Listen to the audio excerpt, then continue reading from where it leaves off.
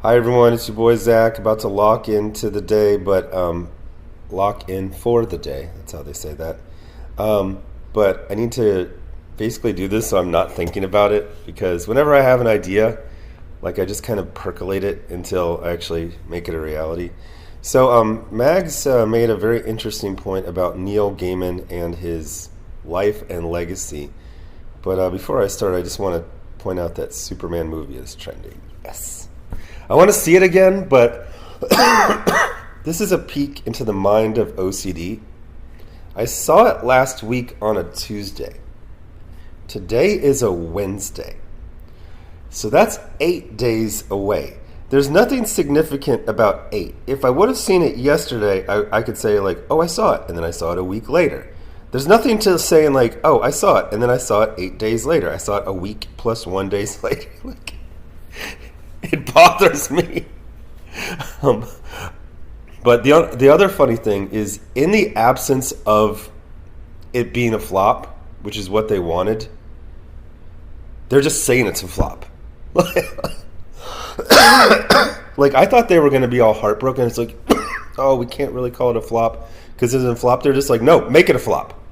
But anyway, so Mags is talking about Neil Gaiman, and he said, I really do think that the young Gaiman was very much aware of his darker temptations and knew enough to try and exorcise them through his work. The Dream King is so obviously him, and Gaiman is unsparing about Morpheus's flaws and failures and crimes. And then he became Neil Gaiman. He's talking about the Morpheus. That's the part I struggle with.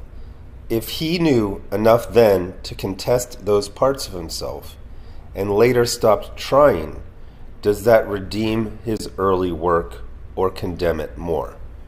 I know this centers Neil and not his victims, but this is such a live question for me and I can't shake it. So Neil, the accusations against him, I think they've been very well covered. Basically, he used his position and his power and his fame to take advantage, influence, usually some pretty marginalized women. And I don't use that in like a cheesy like SJW way. I mean like literally like on the margins of society, extremely impoverished. And he would be like, oh, you can stay at my country estate if you suck on my wiener. It's like, oh, yeah. Or it's like, oh, first day of work, time for a bubble bath. I'm like, dude, are you a fucking cartoon character? Like, who acts like this? This is ridiculous. The weird thing is that he was also the champion of every woke cause.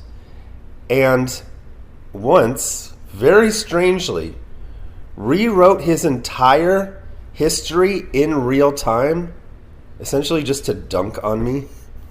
And they all supported it. Like he was blatantly lying. I think my favorite part was, at one point I was literally just quoting his own Wikipedia to him. This was in a Twitter exchange. And he's like, no, wrong, all wrong. And I'm like, I'm sorry, wait. Your Wikipedia has been wrong for like more than 10 years and you don't mention it until now? Like in this very conversation, basically he was doing this thing where he was trying to white knight for Eve Ewing, who got her career started by saying, I have the same hairdo as Riri Williams. And he's like, well, lots of people, that's not what he sounds like.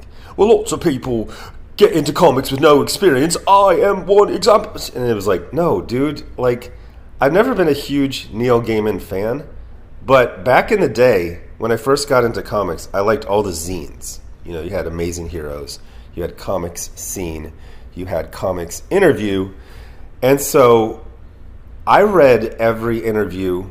I mean, we're talking 1988 to probably 91, 92. I read every interview with every person. I was reading interviews of like guys in their 70s who drew romance comics in the 1950s. So since he was, basically entering comics right at that time and blowing up, Like, I knew the early trajectory of his career very, very well. So when he started, like, just gaslighting everyone, and they were all in on it. They were all in on him lying and rewriting his entire history, or really just kind of shifting it by, like, a few months to a year to make his thesis work. Then, the allegations, they grew, and then they finally kind of exploded, and he's in, I believe, multiple lawsuits right now. No criminal proceedings, all civil stuff.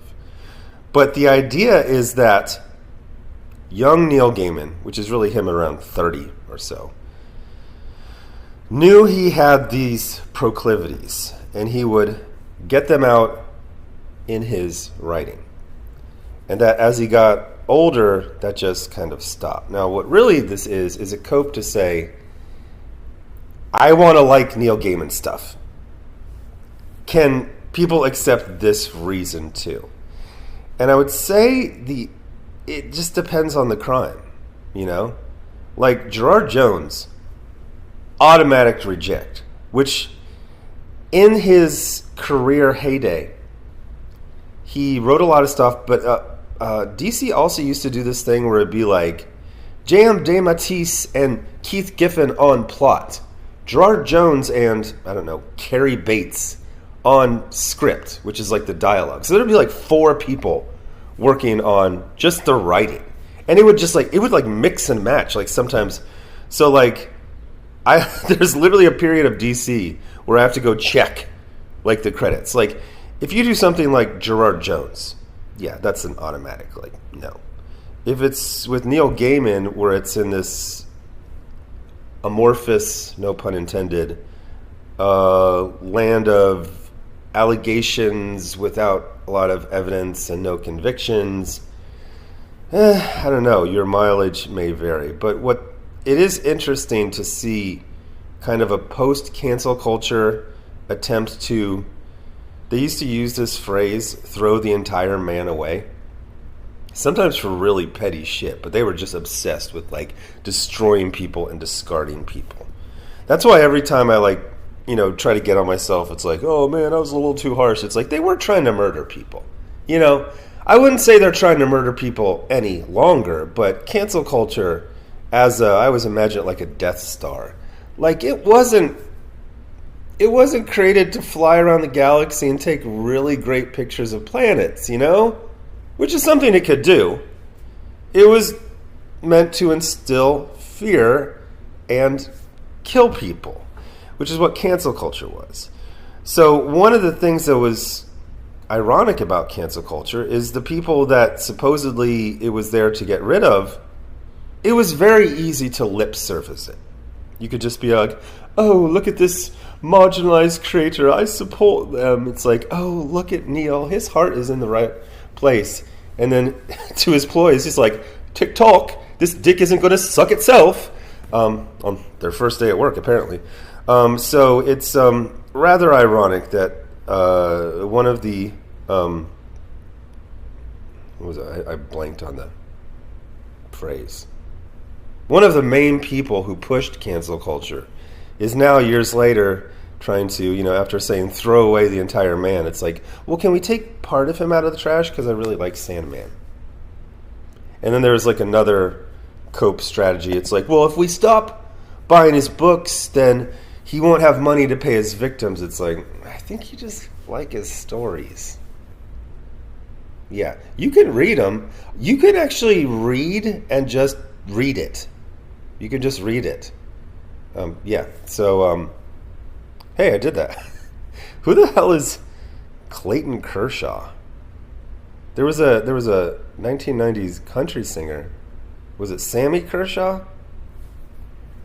Man, 1990s country was like good and terrible at the same time.